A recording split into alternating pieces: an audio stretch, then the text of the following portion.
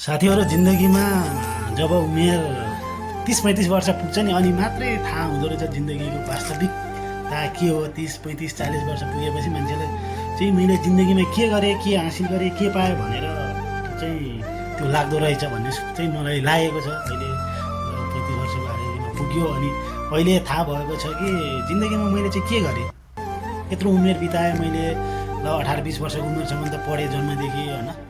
जेको अब 4-5 वर्षदेखि पढाइ सुरु गरियो होला। 18-20 वर्षसम्म पढाइ गऱ्यो, उमेर हुँदासम्म पढाइ गऱ्यो, त्यसपछि कमाउन सुरु गरियो जिन्दगीमा। अहिले कमाएको पनि लगभग 10-15 वर्ष भयो, 15 वर्षको हारेर हुन थाल्यो कमाएको पनि।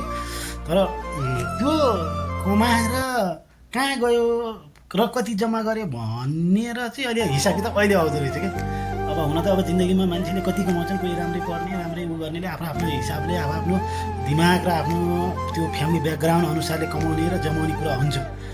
त्यो कारणले मान्छेले कमाउने र जमाउने भनेको एउटा बेलैदेखि सानै उमेरदेखि लगभग भन्नाले जहिले कमाउन सुरु गरिन्छ नि त्यसमा केही पर्सेन्ट भए पनि 10%, 20%, 10% भए पनि कमाइको टोटली कमाइको 10-15% चाहिँ सेभिङमा गर्नु पर्दो रहेछ। ताकि अहिलेको यो हाम्रो उमेरमा जस्तो हाम्रो 35 वर्षको 30-35 वर्षको उमेर हुँदाखेरि चाहिँ केही फन्ड ब्यालेन्स जम्मा भइसकेको हुँदो रहेछ। अहिले यो उमेरमा आएपछि थाहा भएको छ अब पैसा पनि हुँदैन आफूसँग होइन। यति बेला